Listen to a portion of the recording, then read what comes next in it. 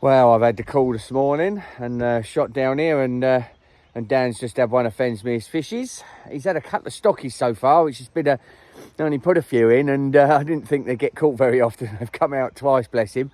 But this one's an upgrade, he reckons. So not one of Fensmere's Normandons, but definitely a much better one. So I'm going to use this opportunity to go through the whole sort of weighing process that we've got here, and take you through it all, and have a look at what I think is what is it, Dan? An upper 40? Yeah, sort of upper 40-ish. So it'd be a nice one to have a look at in the cameras in the early morning sun. So anyway, catch you in a sec. There we go.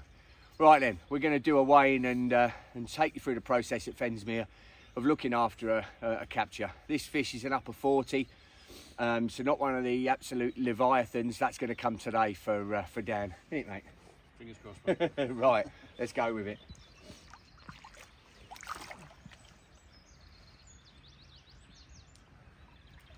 Fantastic.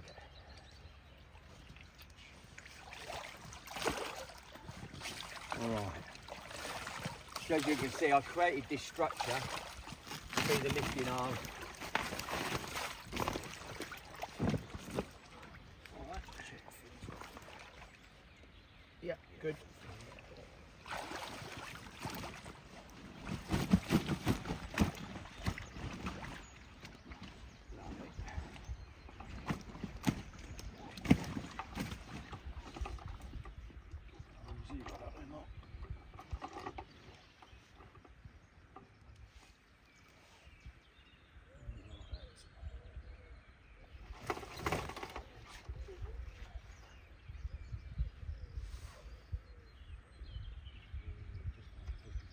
Yep, we'll go with that. 50. We're going nearly 53. So 53 there, which is a nice little Brucey bonus, mate. Absolutely.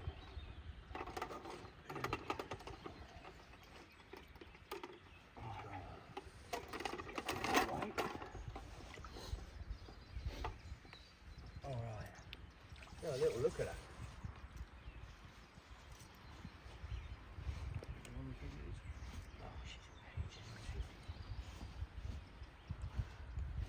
I'm not sure it is. No, it's... Oh, yes, it could well be. Yeah, it's big shoulders. Look at that. What an absolute unit. Yeah, an absolute cracking fish. So we're talking, it's sort of 48 pound, an absolute beast. Beautiful, beautiful big shoulders on it. But as you can see, with this sort of a method, with this set up like this, it's completely, the fish has only been out of the water for 2 minutes, been weighed. Then what I like to do is this has got little clips on here, and I'll just unclip that, and then basically photograph spots just back along here. Dan can take that back to that photograph spot, we'll get the photographs, fish back in the water, job's a Bobby Dazzler, job's a gudgeon, it's done. Fish is back in the water in no time at all, and everything's safe. Right, I'm going to grab this camera because I'm going to take some photos. Yes!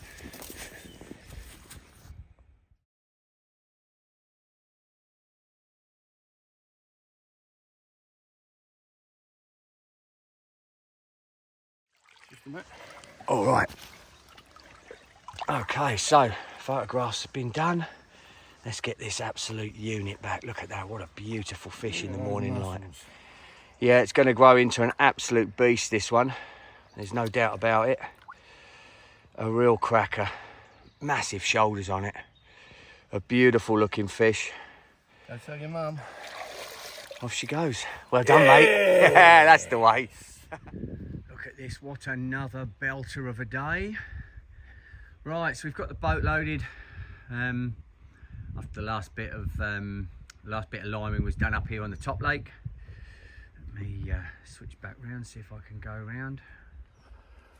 All right, so I didn't put one out yesterday. I was just still in recovery mode from having been crook. But today, oh, look at it. Feels like spring. There's something pretty bloody special, isn't there, when the old sun starts coming and you feel it on you. Ah, it's just bloody marvellous.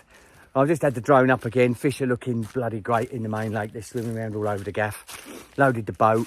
Just going to do my general walk round.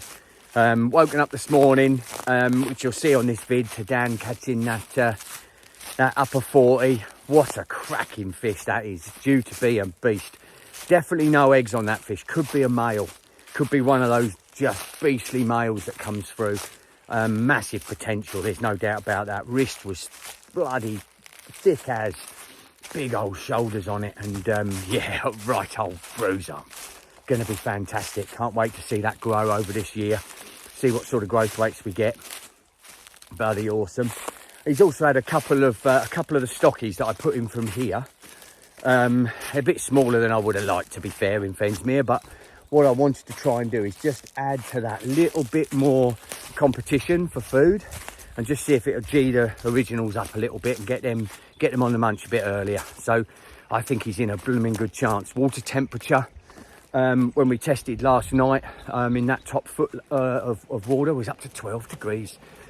Bloody fantastic for early March, and is boding very well for him to get one of these big ones. So anyway, I'm going to do a little look round and just general assessment like I normally do. I did have a meeting up here yesterday morning. It was supposed to be this morning, with the guy who's taking the trees. I'm just going to show you them. So these trees here, obviously, this is the top lake. So these are all these ones that end up with massive leaf litter, and as you can see, shadow. Now I'm gonna drop this lot, so this shadow is going to be gone for next spring, and we're also going to drop these ones. Now he came up yesterday to have a look. I'll finish that. So the guy who's sorting out the trees for us, because we've sold them, there's a bit of oak and stuff here, chestnut. He came yesterday, met me yesterday morning at the gate and said, unfortunately, it's all off. The farmer who owns the property that has got the point of access into this top area of the lake here, where he would have got the machinery to then take the trees out, said he didn't want them passing his house. So luckily, all the work I did up here to make this track bigger, and be able to come all the way up the side of the lake, I showed him that, and it's done the job. So it's looking that that's going to be an option for him. So August, September, all this lot's going to come out. I've got to make the decision as to how much I take. You know, obviously he wants all the decent long straight ones, and I could just leave a few up, just for the aesthetics of it really, and make it so it doesn't look like it's just a bald lump of earth. And I may well do that. I've got a bit of time to think about it, so I'll suss that out in the next coming months and suss out what I'm going to do. Whether I'm going to, you know, rip it all out, which would be best from a fish farming perspective, or whether I'm just going to thin them right down, allowing a lot more light through, but also keeping that sort of aesthetically more pleasing look, and obviously a bit more natural habitat and stuff like that. So I'll make that decision as we go through the year, and then hopefully we'll be up here to see them drop some of these big ones, because there's some beasts and I don't want them in my lake. Now looking down, you'll see that the bottom's lifted and come up from the Leany pond nice and early. Really good sign actually. I'm really happy with this, because this whole area here, again, I think I did a video, so this whole marginal area all the way around up to 10 meters out is what I dug and removed a massive amount of silt and made it sort of 1.5 foot deeper.